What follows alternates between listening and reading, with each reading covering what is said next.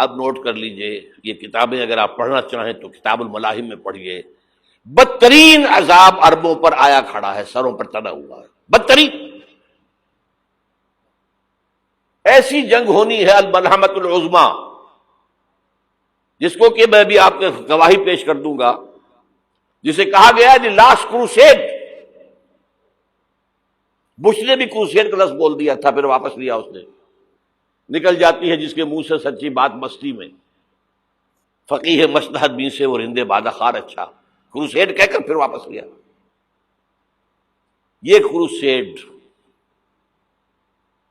اس کے اوپر جس قدر نقصان ہونا ہے عربوں کا.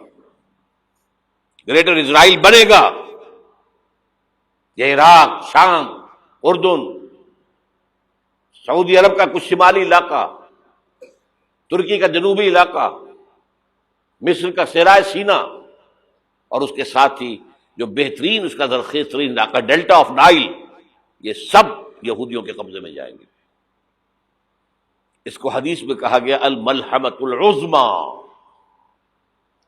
عیسائی 80 علم لے کر ہے مسلمانوں تم پر حملہ آور ہوں گے، اور ہر علم کے نیچے 12,000 فوج ہوگی، 9.5 لاکھ فوج. یہ نیٹو کی تیاری کس کے لیے ہو رہی ہے؟ جب یو ایس ایس آر کا خاتمہ ہوا تو پوچھا گیا تھا نیٹو چیف سے، اب کس لیے؟ تمہارا وہ دشمن تو ختم ہو گیا، اب ہمیں اسلامک فنڈامنٹلزم سے نمٹنا ہے. وہ جانتے ہیں خطرہ یہی ہے، اب اسلام ابھر سکتا ہے. مسلمانوں کے سینوں کے اندر وہ آگ ہے، اوپر خاکستر آ گیا ہے، تم پہ اٹھانا بیٹھنا، یہ اندر تو انگارہ ہے، اوپر سے راکھ ہے، اس سے دھوکہ نہ کھا جانا ان کے دلوں کے اندر. اور بش نے کہا تھا مسلمان چاہتے ہیں کہ ہسپانیہ سے لے کر انڈونیشیا تک نظام خلافت قائم کریں. اور میں حیران ہوا تھا کہ اس کمبخت کو ہسپانیہ کا خیال کیسے آ گیا؟ ہمیں تو کبھی آتا ہی نہیں، اب ہم تو بھول گئے.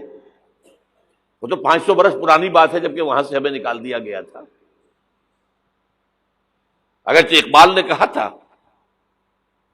ہے ارض فلسطین پہ یہودی کا اگر حق، ہسپانیہ پر حق نہیں کیوں اہل عرب کا. ہسپانیہ میں تو 800 سال حکومت کی مسلمانوں نے، اور ابھی 500 برس ہی گزرے ہیں نا. یہودی تو ارض مقدس سے 2000 سال نکالے گئے. انہیں لا کے آباد کیا گیا، عربوں کے سینے میں خنجر بھونک دیا گیا. وہ چھوٹا سا ملک جو چاہتا کرتا، کوئی پوچھنے والا نہیں. امریکہ جیسے اپنے بیٹے کی حفاظت کرے ویسے کرتا ہے اس کی. اور حضور نے فرمایا ہے وہ جنگ جب ہوگی تو ایک باپ کے اگر 100 بیٹے ہوں گے تو 99 ختم ہو جائیں گے، ایک بچے گا. یہ حدیث ہے، حدیث ہے صحیح. اور آپ نے فرمایا ویل للعرب من شر قد اقترب، عربوں کے لیے ہلاکت ہے، عربوں کے لیے بربادی ہے اس شر سے جو قریب آ چکی ہے. اور آج جس طرح انہوں نے ان کی تہذیب کو اختیار کر لیا ہے، دبئی جا کر دیکھیے، بدترین مغربی معاشرہ جو ہے وہ دبئی کے اندر ہم نے قائم کر کے دکھا دیا. اب سعودی عرب اس راستے پر بڑھ رہا ہے. اور اس کے بعد نمبر 2 پر جو ہے ہم پاکستانی ہیں. لیکن میں اس کے وہ پہلی بات جو کہہ رہا ہوں وہ تو یقینی ہے، اس میں تو احادیث صحیحہ موجود ہے. اگرچہ اس کے بعد پانسا پلٹے گا، پھر حضرت مہدی کا ظہور ہوگا، حضرت عیسیٰ کا نزول ہوگا، اور وہ گریٹر اسرائیل گریٹر گریو یارڈ بنے گا یہودیوں کا. ایک ایک یہودی قتل ہوگا اور دفن ہوگا. یہ بات میں ہونا ہے، میں پہلی بات بچ کر رہا ہوں. وہ پانسا پلٹے گا جب پلٹے گا. ابھی جو سامنے ہے وہ کیا ہے؟ جس ملحمۃ العظمیٰ کہا حضور نے، جسے آرمگیڈون کہتے ہیں عیسائی. آرمگیڈون کی اگر کہیں جا کر آپ دیکھیں گے، آپ ڈکشنری میں مانی تو کیا لکھا ہے؟ A very big war which will be fought between the forces of evil and good before the end of this world. اس دنیا کے خاتمے سے پہلے خیر اور شر کی قوتوں کے درمیان بہت بڑی جنگ ہوگی. ارمجدون اسے کہتے ہیں عربی میں، اور آرمگیڈون اسے کہتے ہیں انگریزی کے اندر. اور یہ بائبل کی آخری کتاب کے اندر ہے، جو اس میں کہ مکاشفات یوحنا، ریولیشنز آف سینٹ جان. یہ تو میں کہہ رہا ہوں یقین کے ساتھ، اور زیادہ دور نہیں ہے، آیا چاہتا ہوں. اس لیے کہ یہودیوں کا اور عیسائی جو کنزرویٹوز ہیں، نیو کنزرویٹوز، ان کا 5 نکاتی ایجنڈا ہے متفق علیہ، جس کے تحت کہ یہ جنگ صلیبی شروع کی گئی ہے. وہ سن لیجئے آپ. آرمیگیڈون نمبر 1، گریٹر اسرائیل قائم ہو جانا اس کے نتیجے میں نمبر 2، مسجد اقصی اور قبۃ الصخرہ کو گرانا نمبر 3، وہاں تھرڈ ٹیمپل، وہ مسجد جو حضرت سلیمان نے بنائی تھی 1000 قبل مسیح میں، پھر برباد کی تھی نبوکدنضر نے، دوبارہ بنائی گئی، پھر دوبارہ ختم ہوئی 70 عیسوی تک گری پڑی ہے. ان کا خانہ کعبہ گرا ہوا ہے 70 عیسوی سے لے کر آج تک. ایک دیوار ہے ویلنگ وال، جہاں جاتے ہیں، روتے ہیں، پیٹتے ہیں، ماتم کرتے ہیں، وہاں وہ بنے گا تھرڈ ٹیمپل. اور نمبر 4، اس میں لا کر رکھا جائے گا تخت حضرت داؤد کا. یہ تخت کہاں ہے اس وقت؟ یہ لندن شریف کے اندر، جو ان کی پارلیمنٹ کا جو چرچ ہے، ویسٹ منسٹر ایبے، اس میں رکھا ہوا ہے. ایک پتھر تھا جس پر بٹھا کر حضرت داؤد کی تاج پوشی ہوئی، پھر حضرت سلیمان کی ہوئی، پھر وہ پتھر رکھ دیا گیا جب حضرت سلیمان نے بنایا ہیکل مسجد اقصی، وہاں رہا وہ. ہر بادشاہ جو تھا یہودی اسی کے اوپر بٹھا کر اس کی تاج پوشی ہوتی تھی. سن 70 میں ٹائٹس نے گرایا اسے، ہیکل کو، وہ پتھر لے گیا، وہاں سے روم گیا، روم سے آئرلینڈ گیا، آئرلینڈ سے اسکاٹ لینڈ آیا، اسکاٹ لینڈ سے انگلینڈ آیا، اور اب وہ رکھا ہوا ہے 14ویں صدی عیسوی سے آج تک. وہ ویسٹ منسٹر ایبے میں رکھا ہوا، ایک کرسی کی سیٹ میں اسے بنا دیا گیا ہے تخت کی شکل میں. اب انگریزوں میں کوئی ملکہ ہو، کوئی بادشاہ ہو جس کی بھی تاج پوشی ہونی اس میں ہوتی. یہ لا کر رکھا جائے گا تھرڈ ٹیمپل میں، اور اس پر یہودیوں کے خیال کے مطابق ان کا مسیحا آئے گا جو مسیح دجال ہوگا. عیسائیوں کے خیال کے مطابق حضرت عیسیٰ آئیں گے، وہ ہمارا بھی خیال ہے حضرت عیسیٰ آئیں گے علیہ السلام. بہرحال یہ تو بات کی باتیں ہیں نا. اس وقت جو میں عرض کر رہا ہوں، عربوں پر بہت بڑا عذاب، اور پاکستان کا معاملہ البتہ یہ ہے، میں یقین سے نہیں کہہ سکتا. ہینگنگ ان دی بیلنس، ہو سکتا ہے اللہ تعالیٰ ہم پر رحم فرمائے، ہو سکتا ہے، اگرچہ اس کی کچھ شرائط ہوں گی. چمن کے مالک اگر بنا لیں موافق اپنا شعار، اب بھی چمن میں آ سکتی ہے پلٹ کر چمن سے روٹھی بہار، اب بھی ہو سکتی ہے. اور یہ بھی ہو سکتا ہے کہ اللہ تعالیٰ نے معجزانہ طور پر ہمیں ملک دیا، ہم نے اللہ سے بدعہدی کی، وعدہ خلافی کی، غداری کی، لہذا سزا دی جائے اور ہم سے یہ ملک چھین لیا جائے. It's just possible.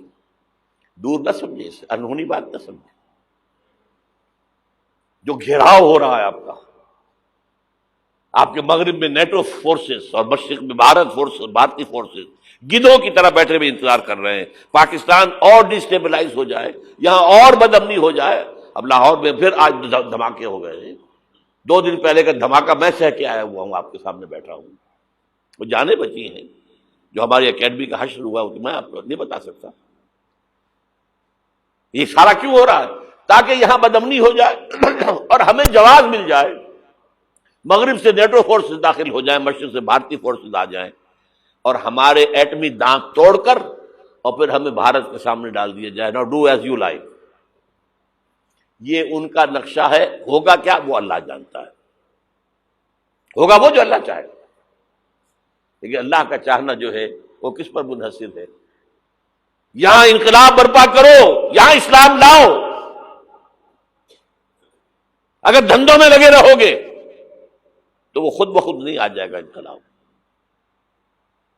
صحابہ نے جانیں دی تھی، کتنی تکلیفیں اٹھائی تھی.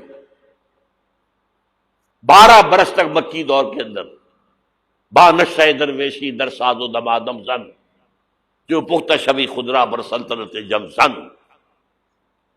یوم طائف یاد ہے جو حضرت عائشہ فرماتی ہے کہ میں نے پوچھا تھا حضور سے کہ یوم احد سے زیادہ سختی بھی آپ پر کبھی آئی؟ یوم احد پر کیا ہوا تھا؟ تلوار کا وار پڑا تھا آپ کے چہرہ مبارک، یہ جو رخسار کی ہڈی ہے اس کے اندر وار گیا ہے، اوپر خود کی 2 کڑیاں تھیں وہ اس میں گھس گئیں، 2 دندان مبارک شہید ہوئے۔ وہ خود کی کڑیاں ایک صحابی نے اپنے دانتوں سے پکڑ کے کھینچنے کی کوشش کی، دانت نکل گئے، وہ نہیں نکلی، کیا جتن کر کے نکالی گئی ہوگی تو خون کا فوارہ آیا، اتنا خون گیا ہے کہ آپ بے ہوش ہو گئے، گر گئے، اور مشہور یہ ہو گیا کہ آپ کا انتقال ہو گیا، شہادت ہو گئی۔ یہ سیرت کبھی پڑھی ہے؟ حضرت عائشہ کے ہوش کا تو یہی دور تھا نا، یوم طائف میں جو آپ کی کیا تھی، بچی تھی، انہیں کیا پتا کیا ہو رہا ہے حضور کے ساتھ۔ 3 دن تک حضور مکے کی گلیاں اور وہاں کے اوباش لوگ پتھراؤ کر رہے گئے تھے اس امید میں کہ شاید وہاں کا کوئی سردار ایمان لے آئے، تو یہاں تو ابو طالب بھی فوت ہو گئے، یہی دنیاوی سہارا تھا، خاندانی سہارا تھا ابو طالب کے ذریعے، اور گھر میں ایک دلجوئی کرنے والی رفیقہ حیات تھی، وہ بھی، ان کا بھی انتقال ہو گیا۔ آپ نے کہا یہ عام الحزن ہے، اب تو سب کو طے ہو گیا قریش کو کہ آپ جیسے قتل کر دو ان کو، اسی لیے آپ گئے طائف، شاید وہاں کا کوئی بڑا سردار مانے، ایمان لے آئے مجھ پر، تو میں اپنا مرکز ادھر شفٹ کر دوں۔ تینوں سے ملے ہیں، تینوں نے وہ جواب دیے ہیں، نکل جاؤ یہاں سے، میں تمہارے ساتھ بات بھی کرنے کو تیار نہیں۔ اچھا، تمہارے سوا کوئی نہیں ملا تھا اللہ کو نبی بنا کر بھیجنے کے لیے؟ دیکھو جاؤ، میں بات نہیں کرنا چاہتا، ہو سکتا ہے میں بے عزتی کر بیٹھوں، واقعی تم اللہ کے نبی ہو تو میں مارا جاؤں گا، جاؤ جاؤ جاؤ۔ یہ سلوک محبت کے ساتھ ہوا ہے۔ اور پھر چھوکروں کو، اسٹریٹ ارچنز جنہیں آپ کہتے ہیں، اشارہ کیا تھا، خبر لو ان کی، پتھراؤ ہو رہا ہے، ساتھ کوئی ہے ہی نہیں، ایک آدمی صرف، زید ابن حارثہ۔ اب سامنے سے پتھر آ رہے ہیں تو حضرت زید آگے آ جاتے ہیں، ڈھال بنتے ہیں، مجھے لگے پتھر حضور کو رہے، آپ پیچھے سے آ رہے ہیں، چاروں طرف سے تو ڈھال نہیں بن سکتا ایک شخص، جسم لہو لہان، خون جا کر جوتیوں میں جم گیا ہے، جوتی اتر نہیں۔ پھر وہاں سے واپسی پر جو دعا مانگی ہے، اللہم الیک اشکو ضعف قوتی وقلت حیلتی وہوانی علی الناس، اے اللہ تیری جناب میں فریاد لے کر آیا ہوں اپنے قوت کی کمی کا، اپنے وسائل کی کمی کا، اور جو ذلت و خواری ہو رہی ہے لوگوں کے سامنے، الا من تکلنی، مجھے کس کے حوالے کر دیا ہے، الا بعیدی یتجہمنی، یہ میرے اوپر ہجوم کر کے آ جائے، حملہ کرے، اور عدو من لگتا امرے، یہ دشمن کے حوالے میرا معاملہ کیا، جو چاہے کر دے وہ۔ لیکن پھر عبدیت غالب آتی ہے، ان لم یکن علی غضبک فلا ابالی، اللہ اگر تو ناراض نہیں ہے تو مجھے کوئی پرواہ نہیں، سر تقدیم خم ہے جو مزاج یار میں آئے، مجھے اندیشہ یہ ہے کہ تو ناراض تو نہیں ہوگی۔ یہ تکلیفیں جھیلی ہے، سینکڑوں صحابہ نے جانوں کا نذرانہ پیش کیا ہے، احزاب کی جنگ میں فاقوں پر فاقے ہو رہے تھے، اور ان فاقوں کی حالت میں خندق کھودنے کا حکم ملا ہے، لوگوں کی کمریں دوہری ہو رہی ہیں، پتھر باندھے ہیں اپنے پیٹوں سے، اپنی چادروں کے ساتھ کس کر، کمر دوہری نہ ہو جائے۔ اور جب صحابہ کدالیں چلا رہے ہیں تو کیا کہہ رہے ہیں؟ نحن الذین بایعوا محمدا علی الجہاد ما بقینا ابدا، اللہم لا عیش الا عیش الاخرہ۔ صحابہ کہتے تھے ہم وہ لوگ ہیں جنہوں نے محمد سے بیعت کی ہے کہ جہاد کرتے رہیں گے جب تک جان میں جان نکل جائے تو بات، اور جان ہے، چاہے ابھی بھوک سے کمر دوڑی ہوئی جا رہی، جان تو ہے۔ اور ایک دفعہ کہتے تھے اللہم لا عیش الا عیش الاخرہ، اللہ عیش، زندگی تو آخرت کی زندگی ہے۔ اور حضور فرماتے تھے، حضور کے بیٹھے ہوئے نہیں تھے گاؤں تکیہ لگا کر، پتھر اٹھا کر خندق میں سے لے جا کر باہر پھینک رہے تھے، جب صحابہ کہتے ہیں اللہم لا عیش الا عیش الاخرہ، حضور فرما رہے ہیں فاغفر للانصار والمہاجرہ، اے اللہ ان انصار اور مہاجرین کی مغفرت فرما دے۔